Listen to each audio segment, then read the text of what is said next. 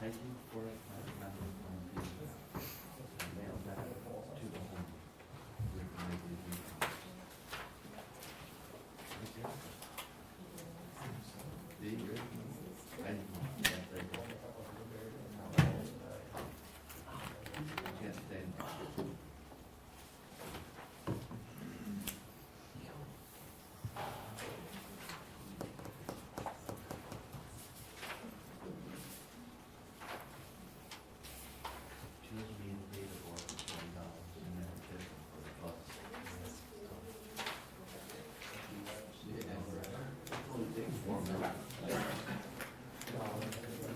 Is there?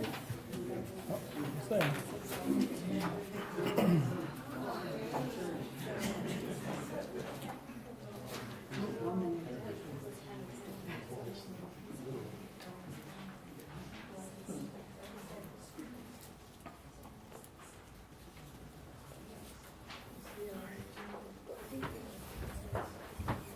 All right, let's start the meeting.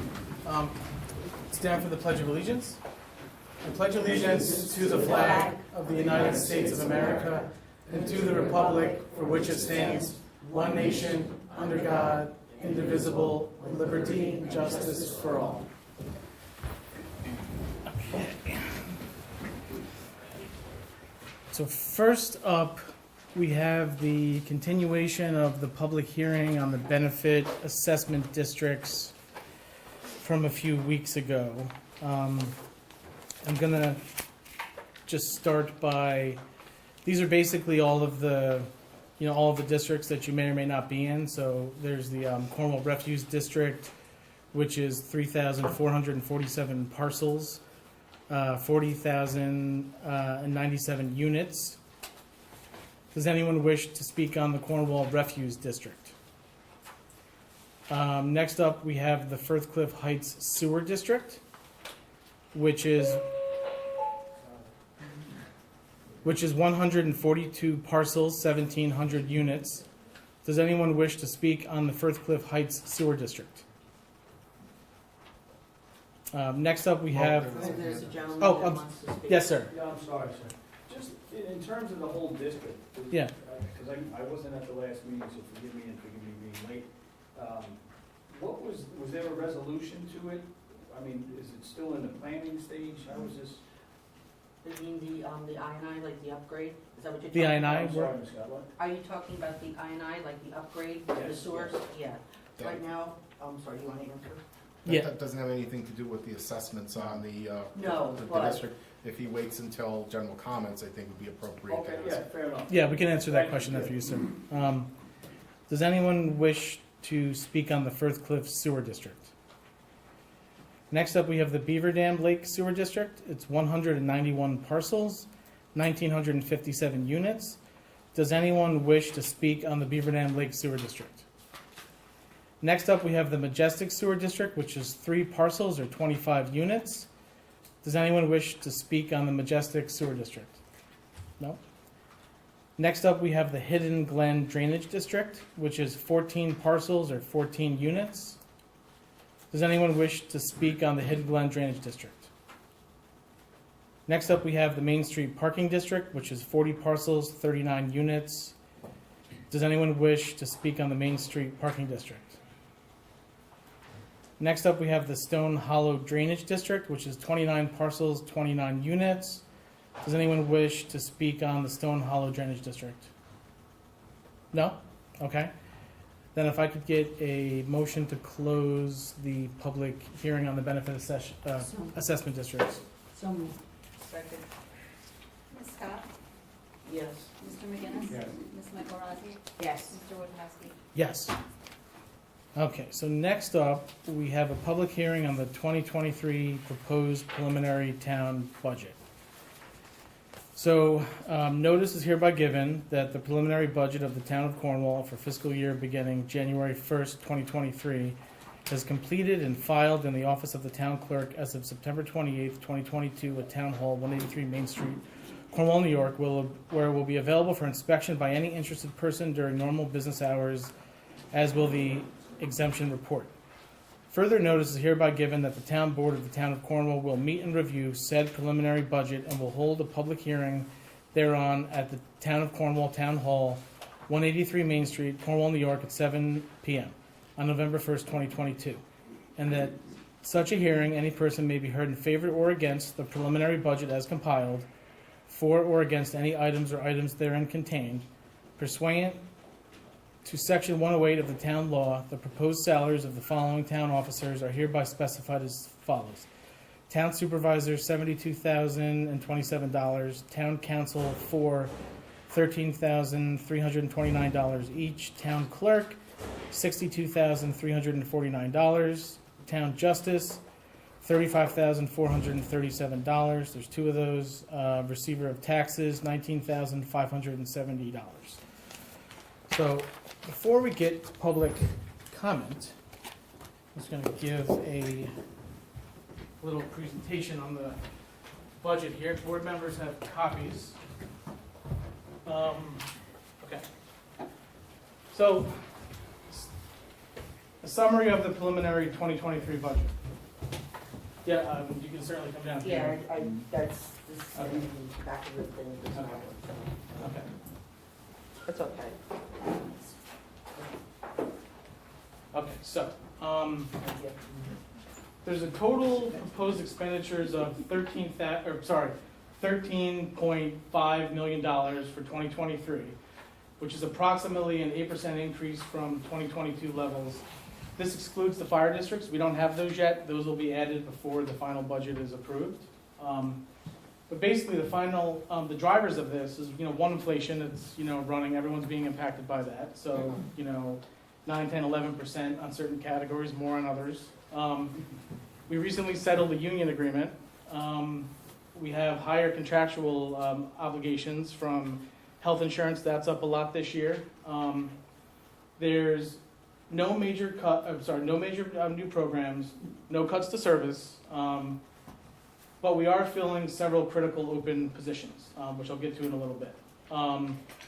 The proposed tax rate to pay for these services is 4.58%, which is an addition of only 0.37% from the 2021 tax rate of 4.21. I kind of look at this year as like the lost year, so to speak. Taxes will cover about 65% of the town budget in 2023. It's less than a $10 per month change for most residents from 2021 levels. For next year, we are proposing $1.4 million in fund balance, or roughly 10% of total expenses. This is going to help us start to bring the town fund balance back to historical levels from that radical deviation last year. So, next,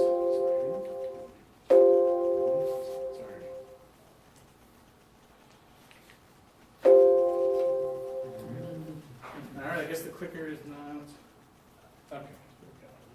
There we go. Signal's got, okay, so,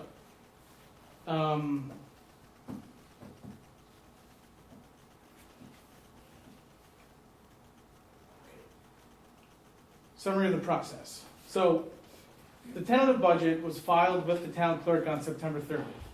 It was posted on the website Monday, October 3rd.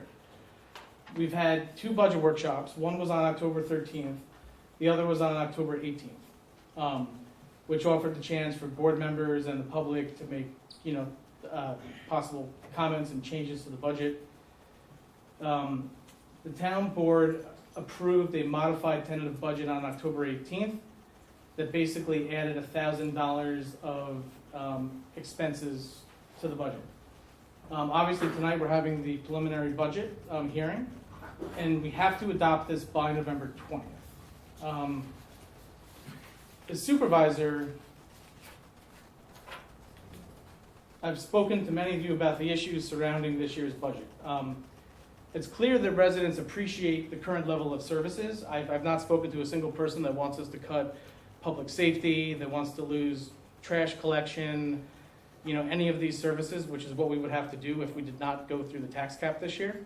And so, if we didn't go through the tax cap, we would, be putting at risk public safety, police and ambulance, DPW, sanitation, highway, buildings and grounds, the building department and code enforcement. We are also undertaking multi-year planning for the first time so that we don't have major swings in tax rates, which creates uncertainty for residents and hurts our credit rating. So the 2022 budget was a one-time event and not sustainable. The surprise 2022 budget was presented on November 16th, 2021. It was presented after the election. There was no public hearing. It was substantially different from the budget presented at the required public hearing. It represented a material change from November 4th to November 16th. And there was also no analysis presented explaining the change, which essentially doubled the town's reserve, use of the town's reserve funds to balance the budget. So the use of the town's reserves jumped from the historical average of 8% of the budget in 2021 to 20% of the budget in 2022. This approach to fiscal management is not sustainable or appropriate on an ongoing basis. We need a budget where our overall expenses and our income are aligned. So in 2023, we're going back to normal, which is this year we're going to use 1.4 million or 1.25 million of fund balance across the four main funds, which makes up your tax rate. And we'll stay within the town's fund balance policy of 10%. This represents approximately 10% of our total expenditures. This will leave approximately 1.73 million at the end of FY23, which will allow us for next year's budget, which will be FY24 that we'll be working on, to appropriate roughly 955,000 or 800,000 across the four main funds for FY24 and stay within the fund balance. See, I would love to add more, apply more fund balance, but I can't because it was robbed from us. And so I just can't apply it, without being responsible. And so I think given all the uncertainties going around, we have to be responsible with the budget for this year and for next, and really the next 4 to 5 years, because that's how long it's going to probably take us to get out of this hole. So this will leave us with a normal fund balance, which we can use in 2024 as required. It will allow us to maintain services in 2024 without a huge tax hike next year. We will not incur huge swings in our tax rate. It'll be sound fiscal management, which will also help us keep a solid credit rating so we can access financial markets as needed. Huge swings in our fund balance and tax rates hurts our standing in credit markets. So next steps for the 2023 budget. I reviewed the budget with our finance director, Pam over here, and our outside auditors. I've also received some suggestions from Councilmember Scott and Mr. Randazzo, which were presented at the October 18th budget workshop. Ms. Scott suggested that we take another $500K from our fund balances, appropriate $85K in ARPA funds, and also eliminate $163K in spending to balance the 2023 budget. So we took these numbers and, because we're, doing long-term planning, we kind of played it out for a year to see how that would impact us next year. And so, we've considered these suggestions and we've reviewed them. But what I will say is there's no room to appropriate additional fund balance without doing major long-term harm to the town's finances. But there is about $100K in spending that can be offset with ARPA in the FY23 budget. So I will be proposing later roughly $100,000 in savings, which we will take out of the budget, and then next year we will pay for them with ARPA. And remind you, ARPA is not really supposed to be used to pay for ongoing operating expenses. It's meant for, it was originally meant to help municipalities who took huge hits to their revenue during the pandemic, which the town did not, or to make infrastructure investments, to pay one-time COVID bonuses for certain COVID-related healthcare costs. But being we didn't have any of those, really, ARPA is supposed to be used for investment, capital expenditures, and things that will help the town long-term, not for these one-time operating expenditures. But I think, we were able to come up with a happy medium. So, In next year's budget, we are proposing to purchase a $30,000 vehicle for the building inspector. The one he has is just run into the ground. It does not suit the needs of the department anymore. So we're going to use ARPA funds to pay for that, and then we're going to, minus those from the budget. There's also some money in sidewalks that we will take out and then use ARPA funds to pay for next year. So that's roughly the $100,000 in offsets. This will reduce the tax rate from 4.58% to roughly 4.47%.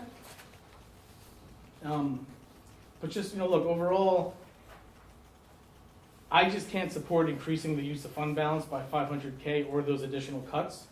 This will leave us with no excess reserves or funds for unexpected expenses. It's bad fiscal management, and it will likely lead to a massive tax hike in 2024, which will mean either we raise taxes or we have to cut services. This will only, so if we add the additional $500K of fund balance, this is only going to give a break of roughly $15 per month. So, this right here is sort of the annual use of fund balances. As you can see, the trend is roughly around here. We have this one-time unexpected material change in fund balance all the way up to here. I'm proposing to come down to 1.41 for this year. And then next year, because again, we basically, we had all that fund balance robbed from us, we're only really going to be able to apply that much if we want to keep some in reserve and be responsible. If we go with the 2023 Scott and Randazzo fund balance plan, this is roughly, the amount. And then in 2024, because we've taken all the money, we can only appropriate roughly that amount of money because we can't go below the 10% fund balance policy. So that's where we end up. And so here's the tax rate, here's the Scott tax rate breakdown. As you can see, this year, yes, you would have lower rates this year, but then you would have a severe escalation of rates to almost 6% in 2024 because we'd have no fund balance. Here's my proposed breakdown where we have, it's more moderate. Obviously, we're a little higher, but then next year we don't have to go up as much. So I'm trying to basically get back to like steady increases, not having this like zigzag ping pong effect. And so this right here kind of shows the tax rate growth rates. You'll see mine are only growing by roughly, the trend is roughly 2.8%. The Scott tax rate growth rate is roughly 4.5%. And so, next up, I think that we, even though we had the fund balance robbed from us, we basically, this allows the opportunity for real multi-year planning because we have to. But I think it's something we should be doing anyway. So basically the goals and priorities are going to be, look, let's see if we can gradually reduce the use of the town's balances and savings to historical levels. Build reserves for a rainy day and investments to infrastructure. We need to monitor the growth of non-property tax revenue, sales tax, mortgage recording, and others. And so over time, if we see the trend that some of these others, like sales tax is going up, if there's more economic development and we have more commercial rateables coming on, yes, we can probably lower your taxes, but we have to do it responsibly over the long term. We can't just do it and then hope it's going to work out. So, my plan is to let's, over the next couple of years, get the fund balance back to normal. Let's start to build up our reserves. Let's, look, sales tax is growing every year. Mortgage recording is probably going to take a hit because we've got 7%, interest rates. So obviously Cornwall might buck the trend because, everyone wants to come here. We have military, we have people that buy homes all in cash. So maybe we're going to buck the trend on that. But overall, I do expect, some of these to potentially be a little bit lower next year if we should hit a recession. So basically, how do we keep taxes stable or even lower them in a responsible manner over time? So one, don't do stupid stuff, right? So we need to eliminate doing things like we did last year. Plan for lower taxes. We need to modernize government operations. There's definitely ways to be saving money and to do, and to be doing things that are more efficient and cost less. We need to lower our energy costs. So I know some of the things that we can do. We have certain projects that we're going to be looking at, like, LED streetlights. That's going to be a way to reduce the electric cost. There may be ways to put in energy efficiency. Long-term, there may be a way to move some of the town's vehicles to an electrical fleet, which will save us on some costs.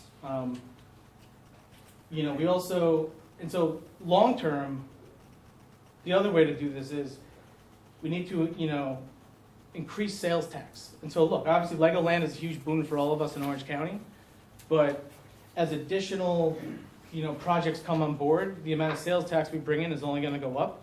But we're also doing stuff here in our own community as well. So we need to figure out, how do we get some of those Storm King Arts Center visitors to come to our Main Street and buy things and spend their money in Orange County, because that also increases the amount of sales tax revenue we're gonna bring in. And I mean, they're estimated to bring in almost 300,000 people next year. So that's a lot of people. Focus on downtown revitalization and smart economic development to grow sales tax and grow new commercial tax rateables. So look, as you know, Cornwall has almost, I think it's 36% of the parcels off the, that are not taxed in Cornwall. Obviously some of that's Storm King Arts Center, the school district, West Point, land preservation. So we have to be very smart about, whenever we have big parcels of land that are, that have been zoned commercial, we have to make sure that they end up some type of commercial project. Otherwise, we're never gonna get our taxes lower. We're always gonna rely on resident ratepayers to pay the bulk of the taxes unless we can get some commercial growth here in Cornwall. And then obviously develop new sources of revenue. So there are additional, areas we can go. I mean, there are some municipalities across the river and throughout the Hudson Valley.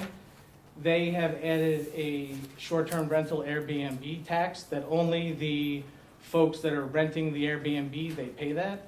And that's an additional amount of revenue. We can't do that on our own. That would require the state legislature to allow us to do it. But some municipalities have done that. Not saying we should do it, but it is something that other municipalities are doing. So that is the presentation. I want to thank all of you for just, hearing me out on this. I certainly appreciate the feedback that I've gotten, from Ms. Scott on this. I think that, and obviously other board members and the public, I think there's a way to save some money, roughly $100,000. I don't think we can, go take too much more, and I don't think we can change the fund balance. Otherwise, like I said, it's going to cause a huge increase in taxes next year, and, because we will have brought our fund balances down to next to nothing. So, are there any questions? Yes. Is the public hearing open now? Yes. I'm sorry. So, may I pass this out? I just have a couple of things, Mr. Wojciechowski, Yeah. and because I, forgot a couple things the last time I wrote it down, so I don't forget this time. So, there's just a couple things, some you've kind of touched on and some not so clear. So, the ARPA fund, several months ago, folks from Continental Road, and I don't know if anyone's here from Continental Road, but several folks from Continental Road and some other areas were asking the town board about help with the storm damage. That seems to be a routine issue. And last year, the town received, late last year, I think the town received, or early this year, the ARPA funds. We were told those funds were earmarked for certain damages, projects due to weather, storm damage, which you just said. About a month or two ago, the ARPA funds were brought up again. So my question is, were these funds, and I don't expect an answer tonight, but were these funds used to address the situations as detailed and discussed at previous meetings? Who is auditing the use of these funds? Are they being used according to the initial parameters for other projects or special projects not known by all of us? That's number one. Number two, at a board meeting about 2 months ago, you presented a preliminary budget similar to this, that again said the town was not left with enough money to provide services, and indicated the town would need to raise taxes and had to request, or should request, an increase to the tax cap. Mr. Randazzo, who's here this evening, asked the town accounting firm to read off the funds in the town accounts, and there was a gentleman here who did read the amounts. It was said that the amount of money left was over $2-point-something million, which really kind of sort of isn't a chump change. In addition to that, at another recent board meeting, after being told that the contractor that was to start the work on the sewer line project had decided, after they already signed the contract, that they could no longer do the work for the agreed upon price of the contract, they were let out of the contract without any financial repercussions. As a former federal government contracting officer, I was too shocked to say anything, but Mr. Randazzo asked why that was allowed and why was there no litigation. At the least, why were they not held responsible to pay the difference to the town of getting another contractor? And you and the town attorney had said you didn't think that it was worth the litigation, to which Mr. Randazzo replied that was, and correct me if I'm wrong, about $93,000 plus of town money for us, your constituents, and they thought it wasn't worth litigation. So some folks weren't pleased. I was not pleased at the response, and I wonder still who the board and the attorney are working for, because surely with not taking those, what I would expect as a former federal contracting officer to be the appropriate action, it wasn't done. It seems like your budget proposal that you gave tonight has been revised based on the Cornwall local dated 28 October 22. In the letter to the editor, Mr. Randazzo spoke about the town seeking a 62% increase in property tax rate, and he went on to say that Councilwoman Scott presented recommendations at that meeting, unfortunately I wasn't there, that would substantially reduce the tax increase while still providing full funding to continue all town services, maintain current staffing levels, and meet all obligations. He went on to say that you wouldn't hear any of it, and I'm kind of confused because this is all actually driving folks, especially elderly folks, out of Cornwall. And all to say that you were right about saying that we were robbed of money, which I don't think is actually factual. You also said that the town board has been handicapped by having only a 4-member board, and I say 3 of the 4 of you are Democrats. While once you're elected, parties shouldn't matter, but aren't you supposed to all work together once on the board for the good of us, your constituents? And yet you wouldn't accept any of Councilwoman Scott's recommendations at that time. Now you at least changed your proposal. And I guess my question is, why doesn't the board wait until the following year to get any increases in your salary? And I still wonder who the board is working for, what special interest group. Thank you. Sure, I think Pam, though, should, so in terms of why we cannot do what Ms. Scott wanted and what we cannot appropriate that money, because that would put us essentially right at the fund balance policy by the end of next year. It would leave no money to appropriate via fund balance for the following year's budget. That's why we can't do it. So if we do that, then taxes would have to skyrocket if we do that. That's not responsible for 2024. That's why we're not doing it. So just because someone might say that we have $2.1 million left, not all of it can be used. And he knows that. Only a portion of it can be used to stay within the fund balance policy and to allow some to be appropriated next year so tax rates don't just keep going up or down like they've been going. So that is why we are not going to appropriate any more additional fund balance. Thank you. What about the town board holding off on any of their salary increases till the following year? Ms. Bryan? First thing I want to say is I am very disappointed that we are having a public hearing when the budget was not accessible through the website. It is now. It was not accessible. I shared that with you. I shared that with the board. That's a little bit of a concern of me. It was, and look, I forget the name of the woman that emailed me back, and yes, the link was back up, and I understand. So it was for a period of a very short amount of time. Finish, please. Yes. Public hearing, public comments. Sure. Thank you. The fact that we're having a public hearing and this budget was not accessible to the public for however long is concerning to me, okay? I appreciate your budget proposal overview today. I can tell you that 4.58%, 4.47%, you're gonna find not only with mortgage rates being elevated, you hit the community with the property tax, you will see houses not being sold in Cornwall. So I would kind of think about that as well. Yes, we don't want services cut. This town is wonderful. We have great departments that do an incredible amount of work. We have 83 pages in the budget. How about we have one page and explaining why we need to, you sort of did it there, but why don't we just bullet stuff and say, this is why we're exceeding the tax cap? And I have to just tell you from a personal point of view, has nothing to do with who's in what party and who's representing who. The fact that all we keep doing up here is bashing what went on last year, and last year's supervisor is one of the most offensive things that you have done, and that's just my personal point of view. Thank you. So in terms of the tax cap, we had a whole meeting on this, and we actually explained why we had to go over it. That's available on the town website, just like the tentative budget and the preliminary budget are available on the website. They've been available in the clerk's office for well over a month, and we also had 2 budget hearings and meetings, so the budget's been out there plenty. Is there any other questions? Yes. Hi, Diana McNally. I was here a couple weeks ago. Yes. Asking for some better pickleball facilities, and I just want to thank you, Mrs. Scott, who actually came out, toured our facility, saw what we needed in repair. You supplied us with a temporary fix to use the tennis courts. It's been working out great. My hips, my joints, thank you for being on the tennis court versus the hard pavement. But I just want to thank you on behalf of all of us that it seems to be working out. The weather's cooperating, and the lights are actually going to go on, we were told, next week when the time changed. Yeah. So thank you, Ms. Scott, for coming out, and thank you for getting us temporary things. And we clean up afterwards, so you'll never know we're there. We aren't actually playing on the courts at the time. And we are only taking up one court, so we have access to tennis at all times. So thank you. Thank you. Is there anybody else? If no one has anything, I'd like to say something at the end. Tom?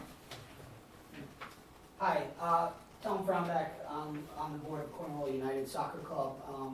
Came in and spoke earlier in the year about Laurel Crest and the need for improvements and upgrades there, considering the approximately 600 kids that use it from Cornwall.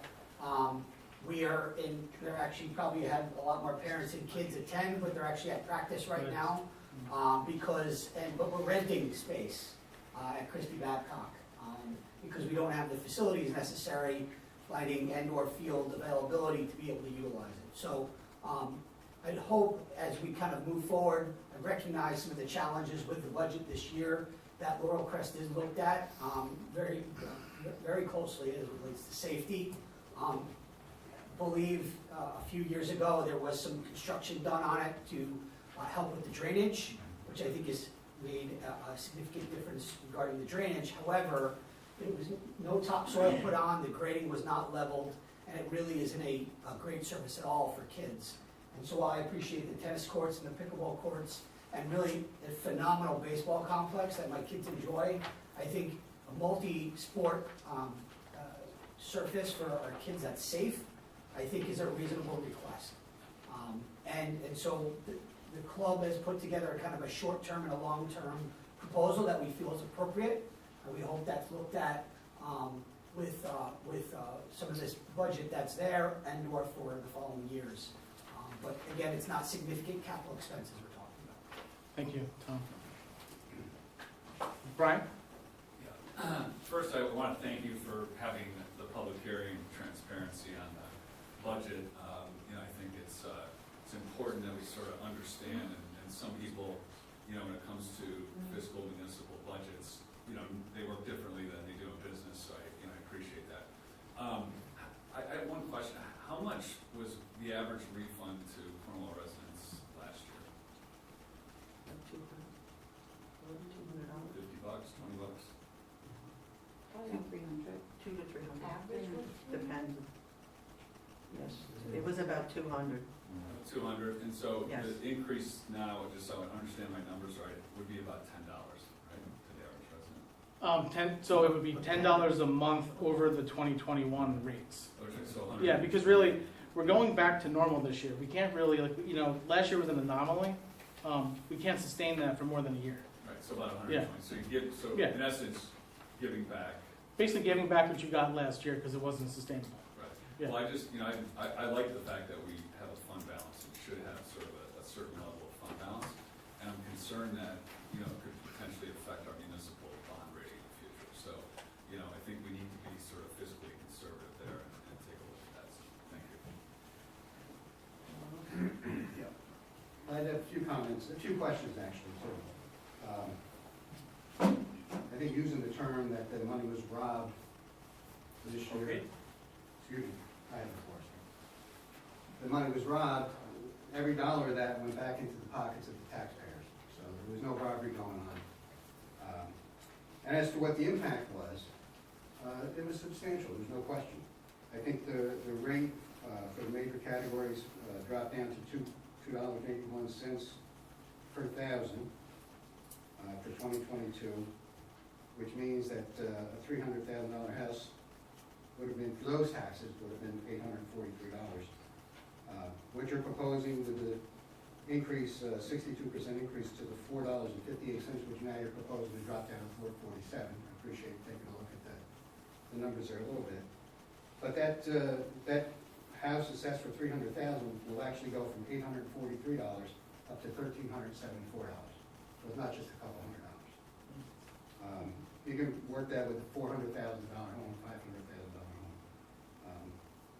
I think what really you have to look at, first of all, it was a huge decrease in the property taxes. The property owners benefited from it now.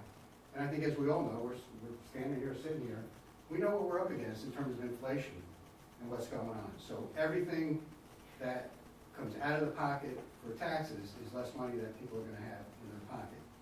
There is some mid-ground, Josh, between the substantial decrease that was made this year and the substantial increase that you're proposing for next year. It may not take, you can't do it all in one budget year. You certainly could compromise even further on some of the fund balance that's there and still maintain at least your 10%, which is the town's policy on fund balances. So that could easily be done. There are other items in the budget that windfall from the government, almost $1 million in the ARPA money, that at first there were tight regulations put on what you could do with it, and then they loosened up. So you have a lot of options on what you can do. Sidewalks, we put in this year's budget $600,000 for the highway for contractual. Normally it's about $450,000. We put $600,000 because it was $150,000 put in for sidewalks on Elm Street to go along with the sidewalk project that was going on Bridge Street in Chestnut. You left that $600,000 in this year, and I gather from comments that were made, you're looking at more sidewalk projects. No problem. Sidewalks, we need sidewalks done. But the $150,000 that you left in the budget could actually still come out of the budget, and that sidewalk project could be paid out of the ARPA funds. I mean, you made a statement in the record that your preferred method for using those funds is to spend them from the town budget and then reimburse from the ARPA pot. That's foolish. I mean, what you're basically saying is, your budgeting items to be expended next year. You're gonna take the money from the taxpayers, and then you're gonna replenish the money from the ARPA funds. It shouldn't be that way. You should pull those items out of the budget, reduce the tax increase for the taxpayers now, put those items for 2023, and pay for them directly with the ARPA money, the federal money that's sitting there. You could easily do that. And you get the projects done, the taxpayers get a little bit of a break. Is that how it works, sir? I'm And sorry. you're using the federal money. Now, I do have a couple other questions though, too. There's $13,000, I think was said, that's gonna be paid to New Windsor for dispatching. Is that correct? Yes, that is correct. Okay. What is the purpose of that? So the purpose of that is, in fact, the 911 center, they are finding that that the best way to ensure that we get, all the calls routed in the right way is to have New Windsor police dispatch those services. In fact, the 911 center has asked us to keep the current arrangement in place. And so, I think it would be, foolish to cut $13,000 and have our response times go up because someone's going to die. And unlike when we failed to deal with the ambulance situation for years, we finally dealt with it this year. Finally, because we had good leadership down in the village and here at Town Hall, we were able to address it. And so we need to keep that $13,000 in the budget because that's how we're going to save lives and we're going to keep response times down.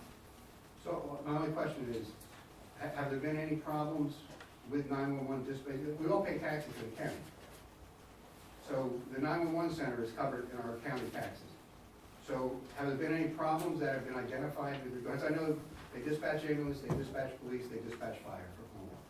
So I'm not understanding why you know, the town should pay additional money for the New Windsor has a great dispatch. I'm not criticizing them at all. Well, in fact, we actually have Michael Big here who can, so we actually have had some issues the past few weeks where they have, where they've messed up dispatch. We've had issues, and so we've spoken to 911, and they would like us to keep the arrangement the way it is. New Windsor EMS believes that if we go with 911 to solely dispatch, that our response times are going to go up. Something's really bad is going to happen. I'm going to go with the experts here on this, who do this day in and day out, not, a career politician that does not know anything about this service. So I'm going to go with them. That's the guidance on this, and so that's why I'm going to end up going with the $13,000. It's just, I just question why we do it. I mean, I think it was common, I think Councilwoman Scott asked if there were any problems, and you said no, just a couple weeks ago. You said, no, there really haven't been any problems in the dispatching of the ambulance, so I'm not getting why we're getting two different responses from you. But the bottom line is. That's like taking out car insurance and like waiting for a car accident to happen. Yeah, no, That's like question. we're all on the same page. No, I think No, basically I'm not- what I'm you're not saying is that discussing. like I take out life insurance. Excuse me, ma'am, and wait we for- are all on the same page, we want the best emergency services that we can get. Great. We're just talking about the dollars that the taxpayer has to spend. So the bottom line is, there are ways that you can reduce this tax increase for the taxpayers if you choose to do it. Otherwise, you're just gonna hit them with the taxes, and all you're doing is really building up so that next year, you're not gonna have to increase the taxes. You can balance it. You can cut some of the taxes you're gonna charge this year and balance it off so that over 2 years, the town gets back where they should. There are no services being cut, even with what Councilwoman proposed, there's no services being cut to the community. So again, just, responding to everyone here, this was prepared with the town's finance director, Pam, here. I'm gonna go with her numbers on this, because we worked this out together, and there is no middle ground here. We either do this, if we appropriate any more fund balance, taxes are gonna have to go up exponentially next year. There's no middle ground. What is being told here tonight is just complete fabrication. So, that's simply just how it is. Is there any other questions? Yes, Scott, yes. So I just want to make a comment. Again, I want to thank you and the town board for the transparency on the budget in this presentation, which is really helpful. And I also appreciate the long-term thinking, the thinking beyond just 1 year, right, and looking at 2024. So if you do the fund balance transfer that is proposed by Ms. Scott, you're not going to be able to use fund balance in 2024 is what I got from your presentation, right? So there is going to be, you're going to have to make that gap up somewhere, right? So yes, the taxes might be lower in 2023, but then we're going to get bumped back up to, I think it would look like about a 5.54% tax increase in 2024, okay? And so we can either swallow the pill today, or we can swallow a bigger pill next year. So, thank you for taking a look at more than just 1 year out. James? Yeah, James Jackson. Again, thank you for the transparency. I think that this has been really great. This is the first time I've been involved with this process, and I've learned a whole lot. I think that it's really important that we be conservative long term. Looking short term is going to yield short term problems. Perhaps there is some logic to having had such a large decrease. It is not a logic I think I would support. I would agree we should pay the price as soon as possible. It's going to hurt. We should just take care of it now. It was foolishness, and let's be responsible to our community, to each other, and get this taken care of and get on with it. Thanks. Thank you. Is there any council members, board members that would like to? I do. I would like to speak.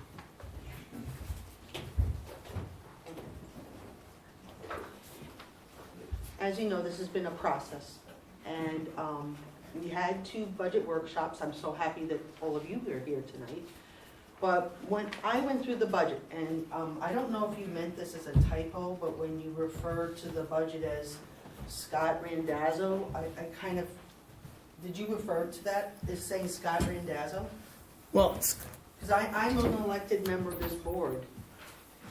and I have just as equal footing as everyone on this board. And I find that insulting that you would not give me credit for the work that I do on behalf of the town. So what I did is I actually went through every page of this, and all I did was come up with suggestions. That's it.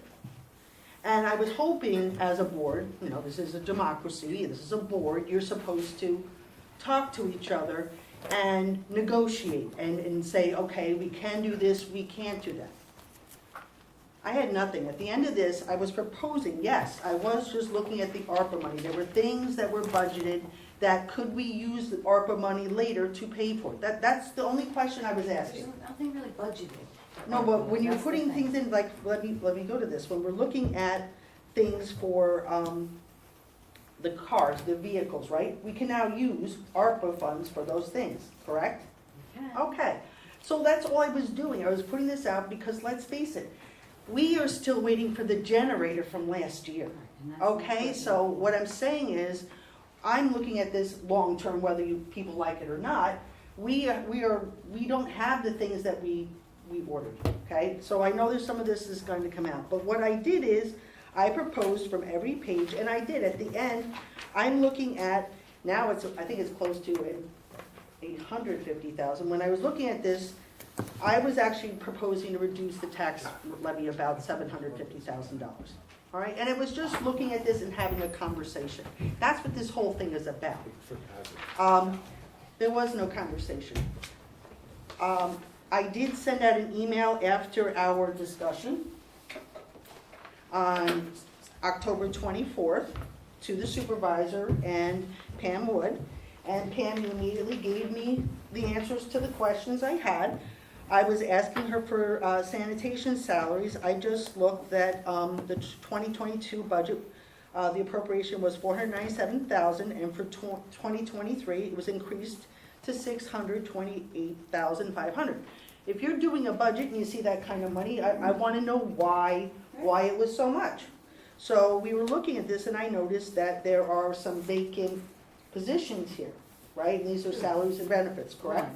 Right, so it's up to $100,000, correct? Okay, so that's money I didn't know about. So thank you so much, because you actually assisted me in this. In my email, which I am going to put on the record, I requested from Supervisor Wojciechowski to answer me at least by October 28th. So I could actually read his responses over the weekend and process and come up with more questions. You know when I got the answer? Tonight. How do you expect me, as an elected official, to make educated decisions on the behalf of you when I am ignored? And that's basically what you did. I asked him questions about the dispatcher. I asked him, do we have any letters, proposed agreement, or other written documents? Is the dispatching for ambulance service only? So these are simple questions. I don't think these are dark shadow questions. What issues occurred with the current system of county 911 handling his calls? I've heard nothing. I haven't seen anything in writing, and you know what? Following the ambulance corps, and we've done a great job with it, I know if there was a problem, I would have heard about it. Now I'm hearing about it. We're already paying the county dispatch for this, and now we're adding $13,000. The sidewalks, I think they're great, and I'm great that that's come up in it, but again, I'm not being given the information I need. So when I'm looking at these things, and I'm looking at you and you're saying, oh, well, it's not a big deal.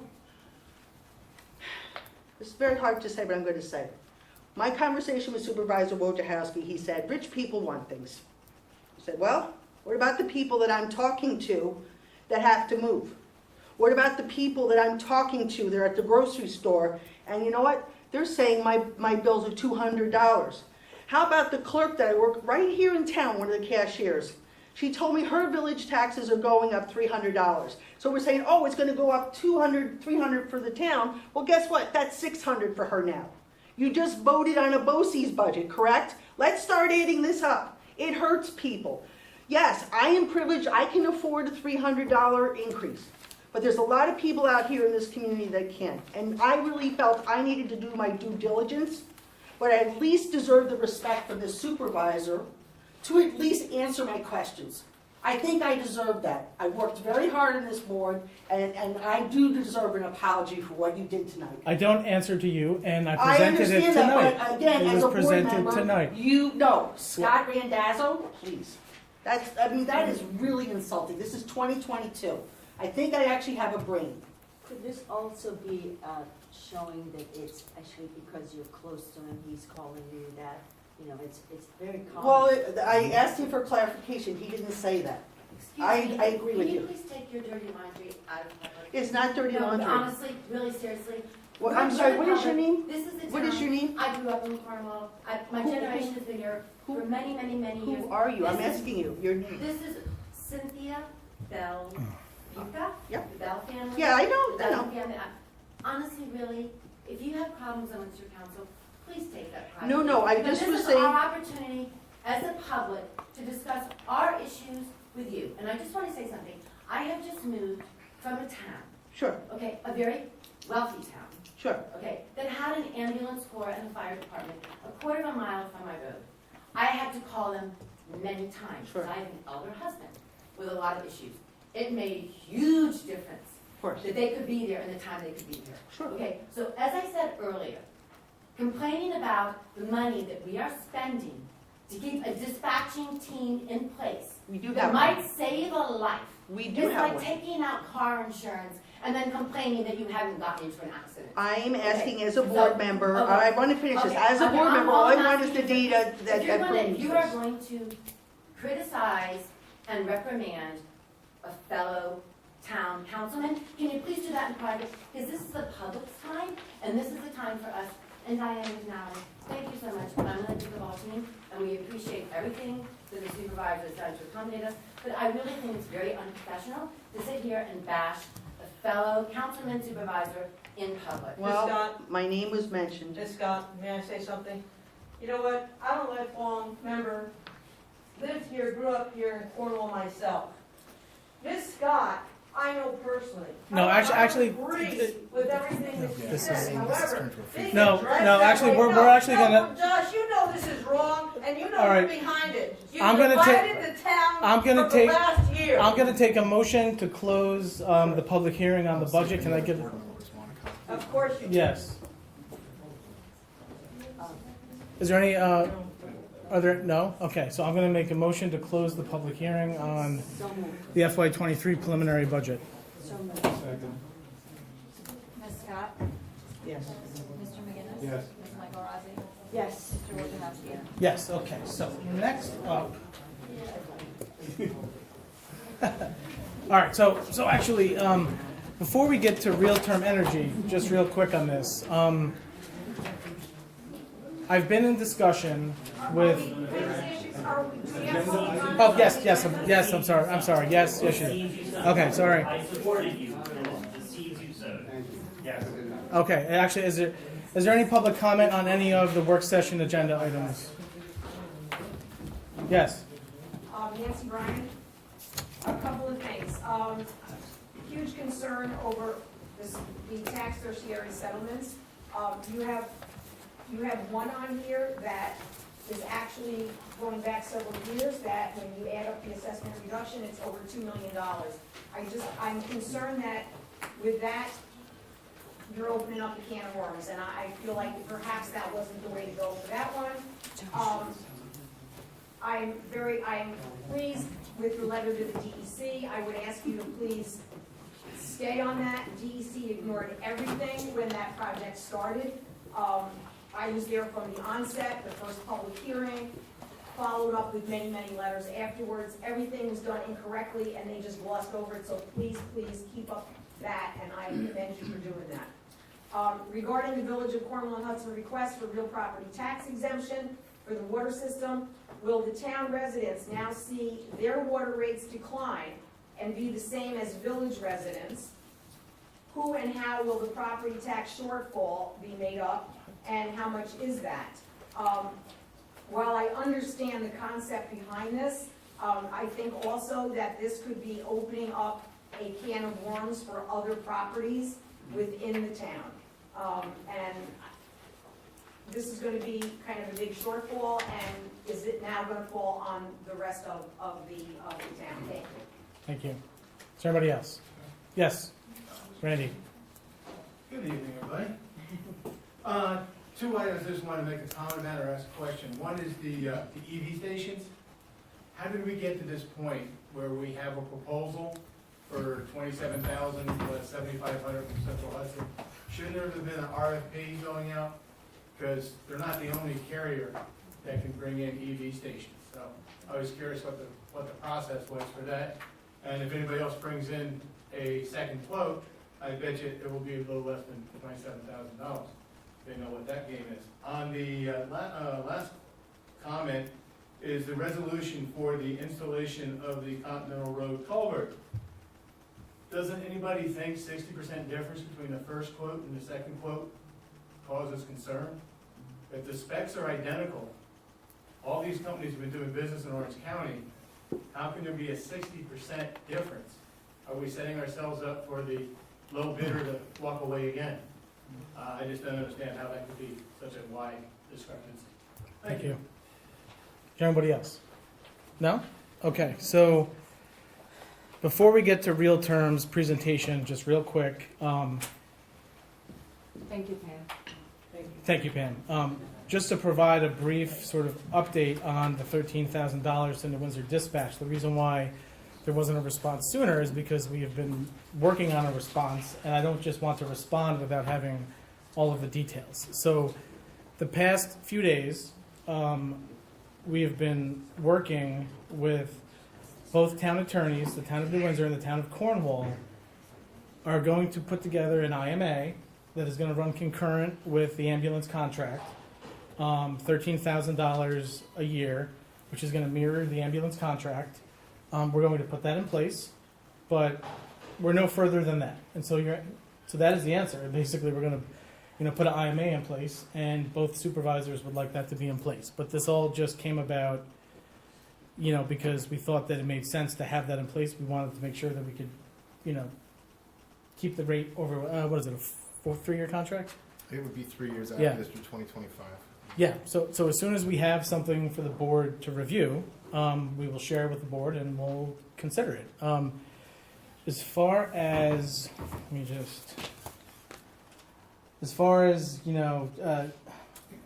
look, basically, as I had mentioned previously, we have been having some issues with, overall, yes, response times are great. They're fantastic. They've been getting better, especially since we're now, fully on the station 24/7 and we're not responding from New Windsor. So, in fact, I believe our response times are better in Cornwall than they are in New Windsor, maybe because we're closer, just looking at, I guess, the previous month's numbers. So, and that's also largely to do because of the dispatch. So, it's a complicated situation. We have New Windsor EMS, and we have Cornwall EMS, and we have all these different rigs going out all over the place. And in order to make sure that this is everything's going to where it has to go, this is too complicated. In fact, Michael let's have Michael. He's the expert. So I'm very conservative with this. I don't want my taxes going up. I live in Cornwall. I pay $17,000 in taxes every year. Obviously, the ambulance board transition happened a couple months ago. Since that, for 122 days, we responded to 437 calls. 36 of them were times there was 2 calls at once, and 6 times there's 3 calls at once. 100% coverage. Average response time was 6 minutes, 58 seconds. So we're dispatched by New England Police. We're not dispatched by 911. There are a lot of issues we've had with 911. For example, yesterday someone on call fell for delay. They dispatched their ambulance. They couldn't get out. 911 closed the call, and 45 minutes later they realized, we can send an ambulance, and we had to go. 2 weeks ago there was an issue out on Beach Road where someone had a seizure. They had a seizure. 911 put a call in the system. They hit the wrong button, and they sent the ambulance from town Newburgh to call almost in Marlboro for the seizure. 30 minutes later, we get dispatched.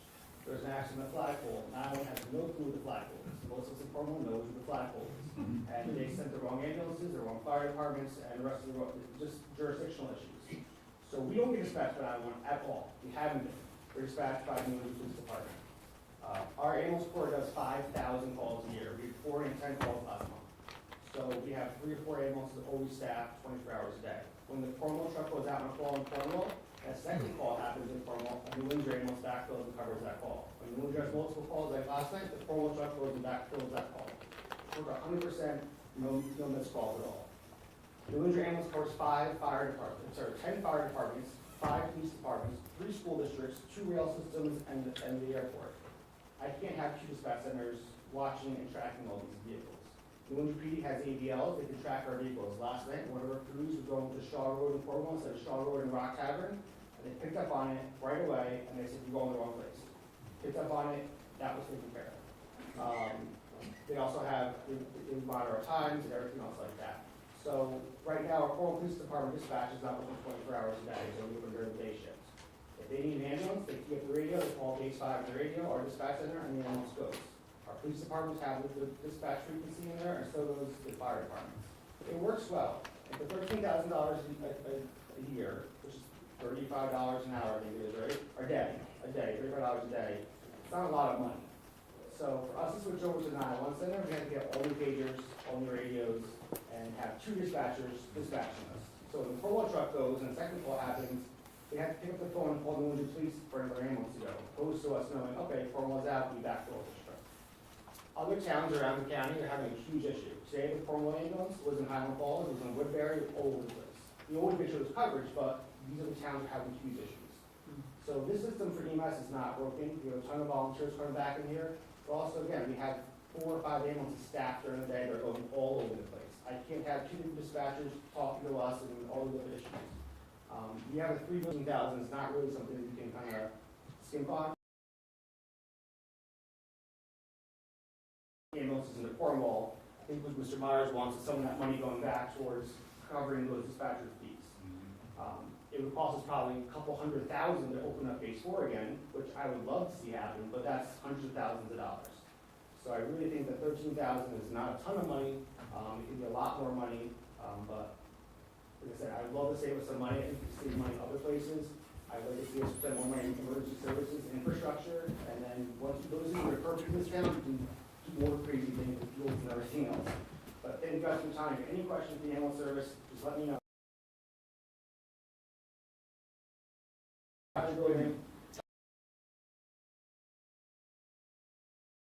Your calls are covered. The professionals, the best equipment.